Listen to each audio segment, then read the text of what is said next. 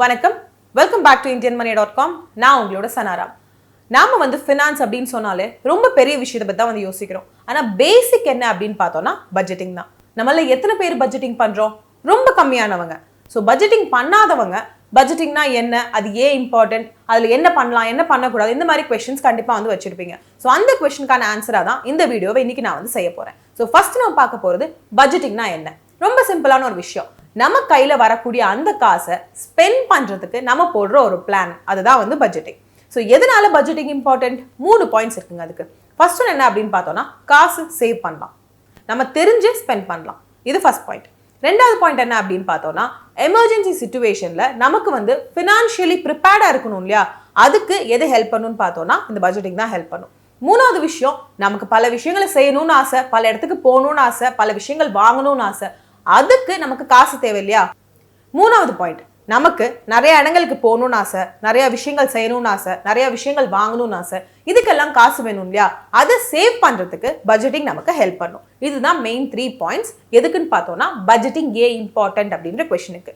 Next நம்ம பார்க்க போறது dos and don'ts of budgeting. அதாவது பட்ஜெட்டிங்ல என்ன மாதிரி விஷயங்களை செய்யலாம், என்ன மாதிரியான விஷயங்களை செய்யக்கூடாது. ஃபர்ஸ்ட் ஒன் என்ன அப்படின்னு பார்த்தோம்னா, நம்மளோட ஃபிக்ஸ்ட் எக்ஸ்பென்சஸ் அதே மாதிரி வேரியபிள் எக்ஸ்பென்சஸ் லிஸ்ட் பண்ணிக்கணும். இப்போ ஃபிக்ஸ்ட் எக்ஸ்பென்ஸ் அப்படின்னு சொல்றது மாசம் மாசம் இதே எக்ஸ்பென்ஸ் நம்ம கண்டிப்பா வந்து இருக்கும். ஃபார் எக்ஸாம்பிள் ரெண்ட் சொல்லலாம். 5000 ரெண்ட் இந்த மாசம் இருந்துச்சுன்னா 5000 ரெண்ட் அடுத்த மாசமும் இருக்கு. வேரியபிள் எக்ஸ்பென்ஸ் அப்படின்னு சொல்றப்போ ஒரு கிராசரிஸ் வாங்குறதா இருக்கலாம். நான் வந்து மளிகை ஜாமான் வாங்குறோம், இந்த மாசம் வந்து ஒரு 2000க்கு வாங்கணும்னு வச்சுக்கோங்களேன். அடுத்த மாசம் வீட்டுக்கு வந்துட்டு யாராவது வராங்க அப்படின்னா ஒரு 3000க்கோ 4000க்கோ வாங்க வேண்டியதா இருக்கும். ஸோ இந்த மாதிரி ஒரு டிஃபரன்ஸ் வந்து இருக்கும். அதை வந்து நம்ம வேரியபிள் எக்ஸ்பென்ஸ் சொல்லலாம். ஸோ பட்ஜெட் போடுறப்போ ரெண்டா பிரிச்சு போட்டுடுங்க. ஃபிக்ஸ்ட் எக்ஸ்பென்ஸ் என்ன, நம்மளோட வேரியபிள் எக்ஸ்பென்சஸ் என்ன, போட்டு முடிச்சாச்சு. இது நம்மளோட ஃபர்ஸ்ட் பாயிண்ட். ரெண்டாவது பாயிண்ட் என்ன அப்படின்னு பார்த்தோம்னா, நம்ம கிட்ட வர காசுக்குள்ளதான் நம்ம வந்து ஸ்பெண்ட் பண்ணணும், அதை விட ஜாஸ்தி ஸ்பெண்ட் பண்ணக்கூடாது. ஸோ இந்த இடத்துல ஒரு விஷயம் ஞாபகம் வச்சுக்கணும். கிரெடிட் கார்டு இருக்கு, கிரெடிட் கார்டுல லிமிட் இருக்கு அப்படின்றதுக்காக நம்ம வாட்டு பட்ஜெட் வந்து போட்டக்கூடாது. ஸோ கிரெடிட் கார்டை ரொம்ப வைஸ்லி நம்ம வந்து ஸ்பெண்ட் பண்ணணும், தேவைன்னா மட்டும்தான் வந்து ஸ்பெண்ட் பண்ணணும். அதை நம்ம பட்ஜெட்டிங்குள்ள கொண்டு வரக்கூடாது. ஸோ நம்ம கைக்கு எவ்வளோ வருது, ஒரு 20,000 வருதா, அந்த 20,000 தான் நம்ம வந்து பட்ஜெட் போடணுமே தவிர கிரெடிட் கார்டோட லிமிட்டை வச்சும் நம்ம பட்ஜெட் வந்து போடக்கூடாது. இது நம்மளோட செகண்ட் பாயிண்ட். மூணாவது பாயிண்ட், நிறைய வீடியோல நான் அதை பத்தி சொல்லியிருக்கேன். நம்மளோட நீட்ஸ் அண்ட் வாண்ட்ஸை வந்து பிரிச்சுக்கணும் அப்படின்னு சொல்லிட்டு. நீட்னா என்ன, நம்மளோட அவசியம், அது இல்லாம நம்மளால இருக்க முடியாது. வாண்ட்னா என்ன, நம்மளோட ஆசை, அது இல்லாம கண்டிப்பா நம்மளால இருக்க முடியும். ஸோ நீடுன்னு சொல்றப்போ சாப்பாடு, நமக்கு வந்து சோறு வேணும், நமக்கு வந்து ஒரு தால் கறி வேணும்னு வச்சுக்கலாமே. ஆனா நான் வந்து பர்கர் தான் சாப்பிடுவேன், பீஸா தான் சாப்பிடுவேன்னு சொல்றது வாண்ட் கீழே போயிடும். ஸோ அந்த இடத்துல நம்ம ஜாஸ்தி ஸ்பெண்ட் பண்ண வேண்டியதா இருக்கும். ஆனா இங்க நமக்கு இது இல்லாம இருக்க முடியாது. ஸோ இப்படிதான் நம்ம வந்து நீடையும் வாண்ட்டையும் டிஃபரன்ஷியேட் பண்ணுவோம். நீட் அப்படின்றது நம்மளோட அவசியம், வாண்ட் அப்படின்றது நம்மளோட ஆசை, அவ்வளவுதான்.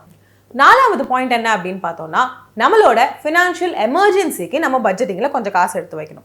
எதுவா வேணா வந்து இருக்கலாம். ஒரு டிராவல் எமர்ஜென்சியா இருக்கலாம், இல்லை யாராவது தவறிடுறாங்க அப்படின்னா அதுக்காக நம்ம ஸ்பெண்ட் பண்ண வேண்டிய விஷயமா இருக்கலாம், ஒரு மெடிக்கல் எக்ஸ்பென்ஸா இருக்கலாம், எதுவா வேணா வந்து இருக்கலாம். ஆனா நம்ம பட்ஜெட்ல கண்டிப்பா ஃபினான்ஷியல் எமர்ஜென்சிக்குன்னு சொல்லி கொஞ்சம் காசு வந்து தள்ளி வைக்கணும். இது நம்மளோட fourth point. Fifth point, short term goal, long term goal set பண்ணணும். ஷார்ட் டேர்ம் கோல் அப்படின்னு சொல்றது ஒரு வெக்கேஷன் போறதா இருக்கலாம்.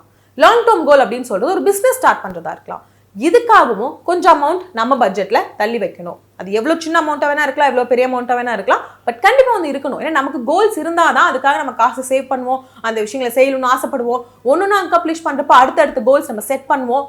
ஸோ ஞாபகம் வச்சுக்கோங்க, பட்ஜெட்டிங்ல இது வரைக்கும் நீங்க long term short term goal வந்து இன்க்ளூட் பண்ணலன்னா இனிமே அதை வந்து இன்க்ளூட் பண்ணிடுங்க. சிக்ஸ்த் பாயிண்ட் என்னன்னு பார்த்தோம்னா என்டர்டைன்மெண்ட். ஸோ என்டர்டைன்மெண்ட் நம்ம வந்து பட்ஜெட்ல சேர்க்கணும். ஏன்னா நம்ம செய்ய மாட்டோம்னு நினைப்போம், செய்யக்கூடாதுன்னு நினைப்போம், பட் செஞ்சிருவோம். ஃபார் எக்ஸாம்பிள் ஒரு மூவி போறதா இருக்கட்டும், இல்ல ஒரு டின்னருக்கு போறதா இருக்கட்டும், இதுக்குன்னு தனியா பட்ஜெட்ல நம்ம காசு ஒதுக்கி வச்சிட்டோம்னா பின்னாடி நமக்கு பிரச்சனை வராது. ஒரு சர்ப்ரைஸ் எக்ஸ்பென்ஸா இது வந்து இருக்காது. ஸோ நான் வந்து ஒரு 3000 என்டர்டைன்மெண்ட் எடுத்து வச்சிருக்கேன், நான் ஒரு 2000 என்டர்டைன்மெண்ட் எடுத்து வச்சிருக்கேன்னா ஓகே ஃபைன், நம்ம தாராளமா செலவு பண்ணிக்கலாமே அப்படின்னு சொல்லி நிம்மதியாக செலவு பண்ணுவோம். இல்லைன்னா செலவு பண்ணிட்டு ஒரு கில்ட்டி ஃபீலிங் கூட நமக்கு வரலாம், ஏன்னா நம்ம பிளான் பண்ண மாதிரி பண்ணலையே அப்படின்னு சொல்லி.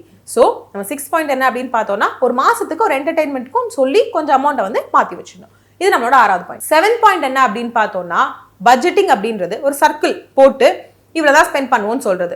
ஆனா அந்த சர்க்கிள்குள்ளேயே இருக்க முடியுமானா முடியாது. அட் டைம்ஸ் வெளியே வரதா இருக்கும். மேபி நமக்கு ஏதாவது பொருள் பிடிக்குமா இருக்கலாம், எங்கேயாவது போகணுமா இருக்கலாம், போகணும்னு ஆசையா இருக்கலாம், பட் பட்ஜெட் போட்டிருக்கேன் அதனால நான் வந்து வரமாட்டேன் அப்படின்னு வந்து சொல்லக்கூடாது. At times it is good to let ourselves free. So அதை வந்து செஞ்சிடணும், பிரச்சனை கிடையாது. அண்ட் இன்னொரு விஷயம், பட்ஜெட்டிங்ன்றது ரொம்ப சிம்பிளான விஷயம், ரொம்ப பேசிக்கான விஷயம் மாதிரி இருக்கும், பட் இது ரொம்ப ஹார்டான ஒரு விஷயம். ஏன்னா இதுதான் வந்து first step towards financial discipline. So அந்த ஃபர்ஸ்ட் ஸ்டெப் எடுக்கிறது தான் கஷ்டம். எல்லாத்துலேயும் ஃபர்ஸ்ட் ஸ்டெப் எடுக்கிறது தானே கஷ்டம், அதே மாதிரி தான் இதுலையும். ஸோ நீங்கள் வந்து உங்கள் மேலே ரொம்ப ஹாஷாக இருக்கக்கூடாது. ஒருவேளை பட்ஜெட் விட்டு வெளியே போகிற மாதிரி இருந்ததுன்னா பரவாயில்ல, காசு இருந்தால் பண்ணிக்கலாம், காசு இல்லாதப்ப பண்ண முடியாது, ஸோ பிரச்சனை இல்லை. இருந்துச்சுன்னா பண்ணிக்கலாம், தப்பு கிடையாது. ஸோ ரொம்ப டைட்டாக இல்லாமல் கொஞ்சம் லூஸாக வந்து விட்டுட்டு கொஞ்சம் கொஞ்சமாக அந்த பட்ஜெட்டிங்கை வந்து டைட் பண்ணிக்கலாம். ஸோ இதுதான் என்னோட 7வது பாயிண்ட். ஸோ இன்னைக்கு இந்த வீடியோ நம்ம என்ன பார்த்தோம்னா, பட்ஜெட்டிங்னா என்ன, பட்ஜெட்டிங் ஏன் important, dos and don'ts of budgeting. So இது வரைக்கும் நீங்கள் பட்ஜெட்டிங் பற்றி யோசிச்சது இல்லை, பட்ஜெட் போடுற பழக்கம் இல்லைன்னா யோசிங்க. யோசிச்சுட்டு பட்ஜெட் போட ஸ்டார்ட் பண்ணுங்க. ஏன்னா பட்ஜெட் போட நம்ம ஸ்டார்ட் பண்ணிட்டோம்னா ஃபினான்ஷியலி ஒரு டிசிப்ளின் நமக்கு வந்துடும். அந்த டிசிப்ளின் வந்துடுச்சுன்னா பெரிய பெரிய விஷயங்களை நம்ம வந்து செஞ்சுக்கலாம். சேவ் பண்ணுறதாகட்டும், இன்வெஸ்ட் பண்ணுறதாகட்டும், அதுலேருந்து ரிட்டர்ன்ஸ் எடுக்கிறதாகட்டும், நமக்கு வேண்டிய விஷயங்களை செய்யறதாகட்டும், எல்லாமே ஆன் பிளேஸ் விழுக ஆரம்பிச்சிடும். ஆனால் அதுக்கு இதுதான் ஃபஸ்ட்டு. ஸோ ஃபஸ்ட் இப்போ எடுத்து வைங்க. அண்ட் நான் சொன்ன மாதிரி ரொம்ப ஹாஷாக இருக்க வேண்டாம், கொஞ்சம் ஸ்லைட்டாக லூஸாக விட்டுட்டு கொஞ்சம் கொஞ்சமாக நம்மளை வந்து நம்ம ட்ரெயின் பண்ணி அந்த ஒரு லெவலை வந்து ரீச் பண்ணிக்கலாம். ஸோ இந்த நோட்டோட இந்த வீடியோவை நான் முடிக்கிறேன். நீங்கள் ஒரு ஃபினான்ஷியல் ஃப்ரீடம் ஆப் இன்ஸ்டால் பண்ணலைன்னா டிஸ்கிரிப்ஷனில் லிங்க் இருக்குது, கிளிக் பண்ணி ரெஜிஸ்டர் பண்ணிக்கோங்க. ஃபினான்ஷியல் ஃப்ரீடம் ஆப்பில் நிறைய ஃபினான்ஸ் ரிலேட்டட் கோர்சஸ் இருக்குது. உங்களுக்கு டவுட் வந்து சொல்லிக் கொடுக்கறதுக்கு ஃபினான்ஷியல் ஃப்ரீடம் கோச்சஸ் இருக்காங்க. எதுக்காக உங்களுக்கு வந்துட்டு ஃபினான்ஷியல் ஃப்ரீடம் ஆப் அப்படின்ற கொஸ்டின் இப்போ வரும்.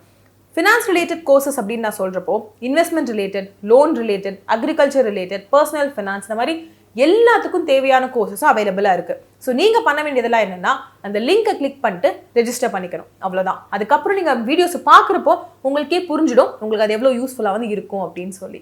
ஸோ இதோட இந்த வீடியோ முடிச்சுட்டு நான் கிளம்புறேன். அடுத்த வீடியோவில் திரும்ப பார்க்கலாம். அது வரைக்கும் நீங்கள் உங்கள் நல்லா பார்த்துக்கோங்க. நன்றி, வணக்கம்.